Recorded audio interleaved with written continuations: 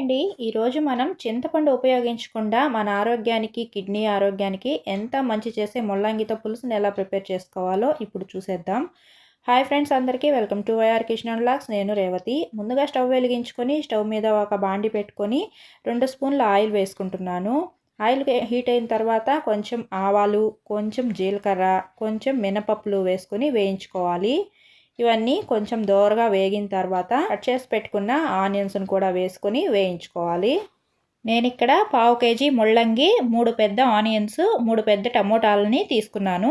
కొంచెం కరివేపాకు, కొంచెం పచ్చిమిర్చి కూడా ఆనియన్స్తో పాటే వేసేస్తే వాటితో కలిసి వేగిపోతాయి అన్నమాట. ఇవి కాస్త కొంచెం కలర్ చేంజ్ అయ్యే వరకు వేయించుకోవాలి.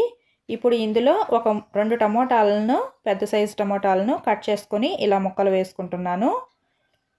ఈ కర్రీకి టమోటాలు కొంచెం ఎక్కువే పడతాయి, ఎందుకంటే చింతపండుని ఉపయోగించకుండా చేస్తున్నాం కదా, పులుసుని బ్యాలెన్స్ చేయడం కోసం. ఇప్పుడు దీనిపైన మూత పెట్టుకుంటే టమోటాలు ఫాస్ట్గా మగ్గిపోతాయి. ఇప్పుడు ఇందులో ఒక ఉల్లిపాయ, ఒక టమోటాని ఇలా మెత్తగా ప్యూరీ లాగా చేసుకొని రెండింటిని కలిపేసి ఇలా మెత్తగా పేస్ట్ లాగా చేసుకొని ఇందులో వేసుకోవాలి. ఎందుకంటే ముల్లంగిలో కన్సిస్టెన్సీ ఏం రాదు, మొత్తం వాటరీ వెజిటబుల్ కాబట్టి ఇలా కొంచెం పేస్ట్ లాగా వేసుకుంటే పులుసు కన్సిస్టెన్సీ చిక్కగా బాగా వస్తుందన్నమాట. ఇది కూడా కొంచెం మంచిగా బాగా వేగిపోవాలి, పచ్చివాసన పోయే వరకు. టమోటాలతో పాటు ఈ పేస్ట్ కూడా ఆనియన్ వేసాం కాబట్టి ఇది మొత్తం మంచిగా వేగాలి. ఇది ఇలా వేగుతూ ఉన్నప్పుడు కొంచెం మూత పెట్టేసుకుంటే త్వరగా ఉడికిపోతుంది. 1 నిమిషం పాటు మూత పెట్టుకొని ఆయిల్ ఇలా పైకి తేలే వరకు వేయించుకోవాలి. చూస్తున్నారు కదా, మొత్తం ఫ్రై అయిపోయింది. ఇప్పుడు ఇందులో 1 స్పూన్ పసుపు, మీ రుచికి సరిపడినంత కారం వేసుకోవాలి. నేనైతే ఇక్కడ 2 స్పూన్స్ వేసాను, పులుసు కదా కాస్త కారమే తీసుకుంటుంది. ఇది కూడా ఈ మసాలాలో మొత్తం కలిసేటట్టుగా కలిపేసుకోవాలి. మంట మాత్రం సిమ్లో పెట్టుకొని చేసుకోండి, లేదంటే పసుపు మిరప్పొడి అడుగంటే ఛాన్స్ ఉంటుంది. ఇలా కనుక అడుగంటుతూ మాడుతూ ఉంటే 1 డ్రాప్ వాటర్ వేస్తే అడుగంటకుండా ఉంటుంది.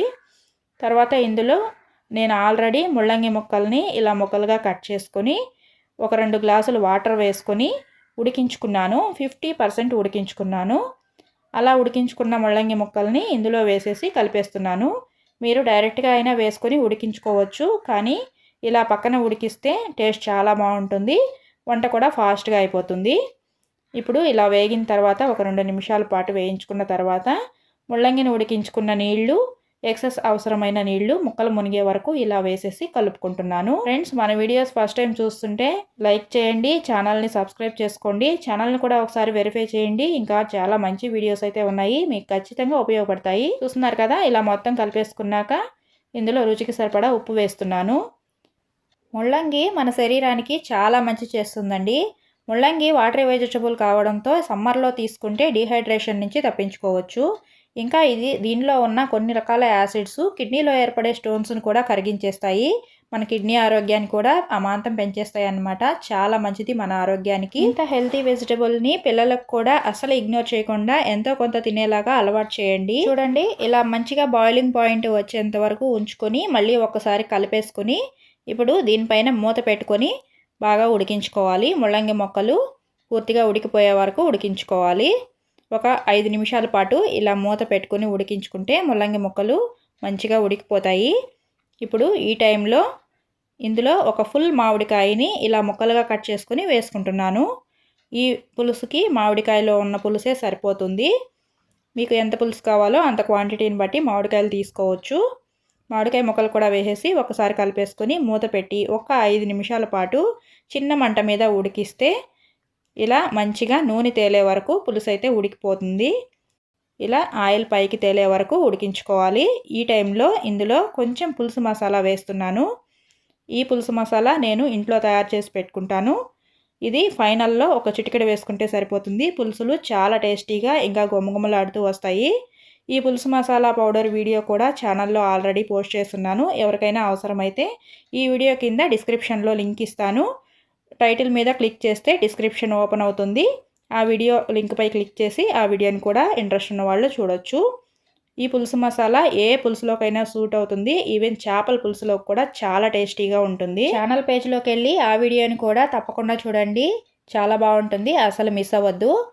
ఇలా మొత్తం ఒకసారి కలిసేలాగా కలిపేసుకున్న తర్వాత పులుసు చూడండి మంచి స్ట్రక్చర్తో కరెక్ట్ కన్సిస్టెన్సీతో ఎలా తయారైపోయిందో కదా. చాలా బాగుంటుందండి. మామిడికాయ టేస్ట్ పుల్ల పుల్లగా తగులుతూ ముల్లంగి ముక్కలు చాలా టేస్టీగా ఉంటాయి. నేను ఇక్కడ ముట్టితో సహా వేసేసాను. ముట్టి వేసుకుంటే కాస్త పులుసు ఎక్కువగా వస్తుంది, ముట్టి కాస్త పుల్లగా ఉంటుంది కాబట్టి. చూస్తున్నారు కదా పులుసు కరెక్ట్గా వచ్చేసింది, కరెక్ట్గా ఉడికిపోయింది.